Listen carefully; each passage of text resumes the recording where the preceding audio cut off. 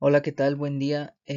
Yo soy Óscar Martín Hernández Cruz, estudiante de la Facultad de Ingeniería de la Benemérita Universidad Autónoma de Puebla, y el día de hoy les voy a explicar algunos temas de estadística. Bueno, y pues ahora vamos a definir las variables aleatorias. Existen dos tipos, las variables aleatorias continuas y las variables aleatorias discretas.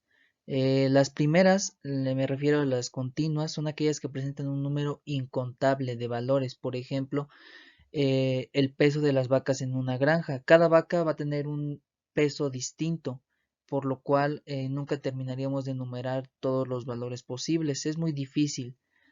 Y las variables discretas son aquellas que presentan un número contable de valores, por ejemplo, el número de personas que viven en una casa. Estos pueden ser 3, 5, 9 y es más fácil de trabajar con este tipo de variables. Bien, y ahora acá tenemos un ejemplo. Nosotros vamos a ir a una granja. Vamos a pesar las vacas y podemos tener que una vaca pese 425, otra 612 kilogramos, otra 545. Si tomamos más vacas, podríamos tener más valores y nunca terminaríamos. Se conoce que el becerro más pequeño tiene un peso de 30 kilogramos y la vaca más grande tiene el peso de 1000 kilogramos.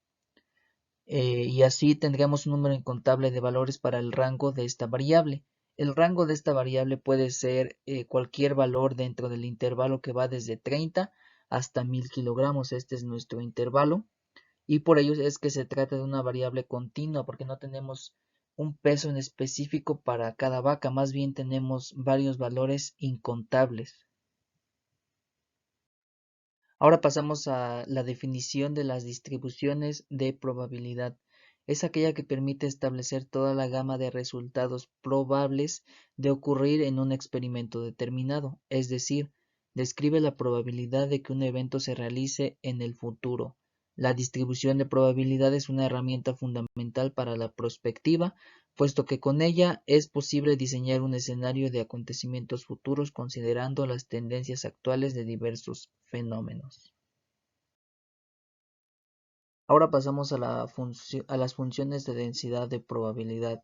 La función de densidad de probabilidad de una variable aleatoria continua es una fórmula que ayuda a calcular la probabilidad de que una variable aleatoria continua tenga un valor que esté dentro de un intervalo específico.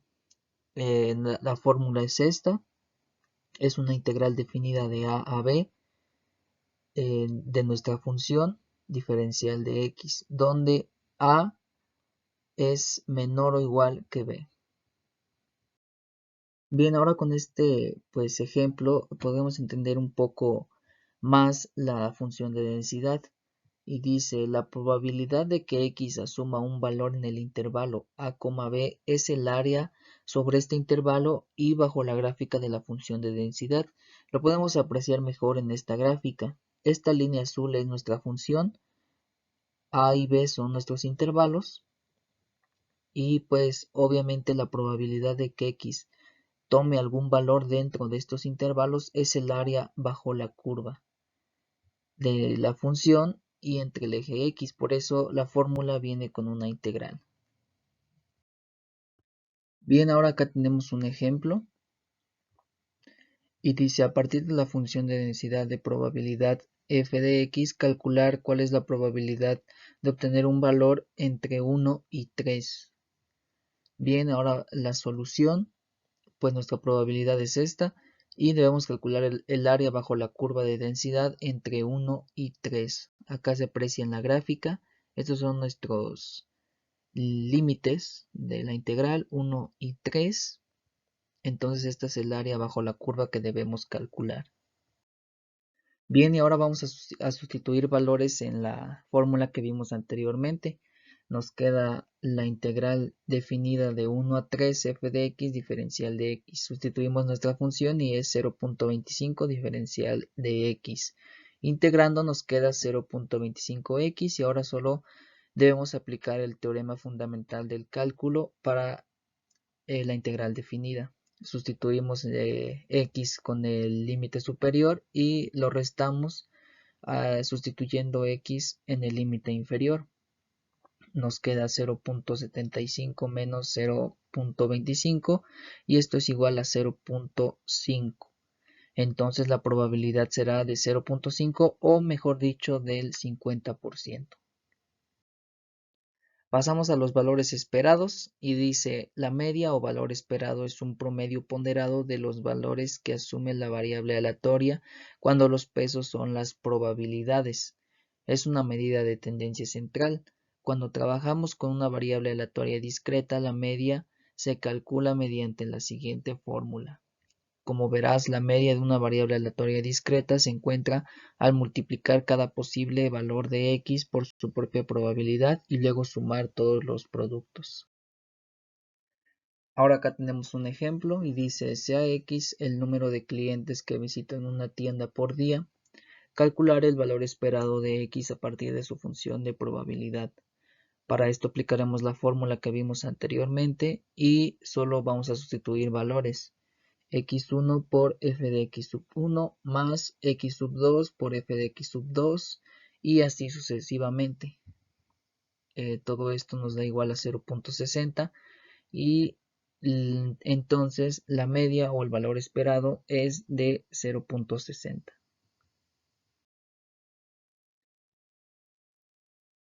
Ahora vamos con distribución normal. La distribución normal es un modelo teórico capaz de aproximar satisfactoriamente el valor de una variable a una situación real. Ahora veamos sus características. Como vemos, el histograma tiene una forma de campana, una característica importante de la distribución normal. Un parámetro muy importante es la media y siempre estará al centro de la curva con forma de campana. Existe otro parámetro muy importante, se trata de la desviación estándar, se representa con este símbolo. La desviación estándar es la medida de variabilidad más utilizada y nos indica qué tan dispersos están nuestros datos. Cuando la desviación estándar es pequeña, los datos tienen una dispersión baja y se agrupan alrededor de la media. Es el ejemplo de esta curva que vemos en línea verde. En cambio, cuando la desviación estándar es alta, es decir, el rango es mayor y tenemos unos datos más dispersos, estos se alejan de la media, es decir, la desviación estándar se aleja de la media y es el ejemplo de esta línea azul.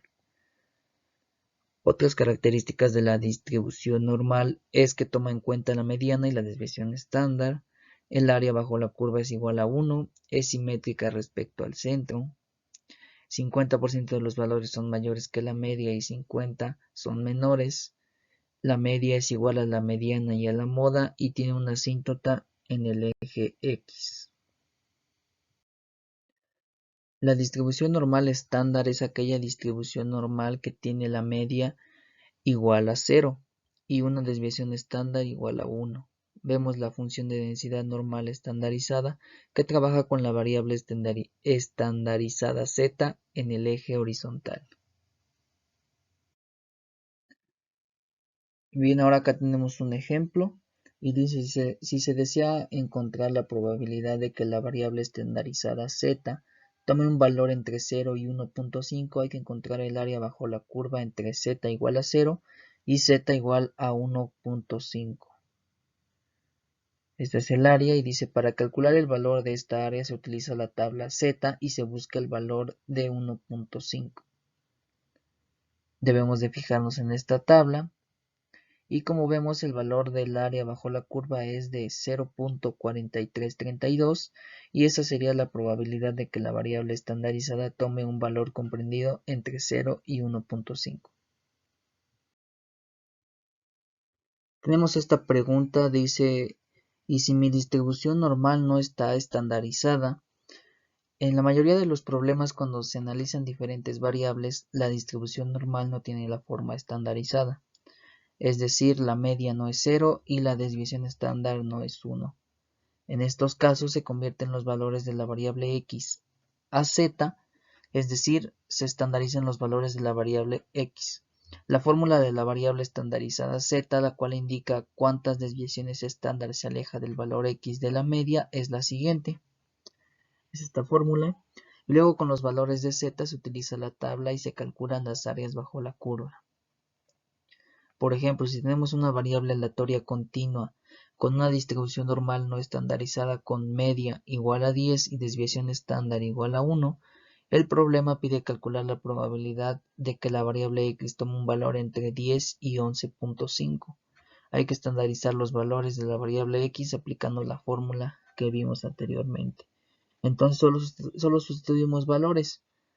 X es 11.5, nuestro valor mayor, menos la media, que es 10, y entre la desviación estándar, que es igual a 1.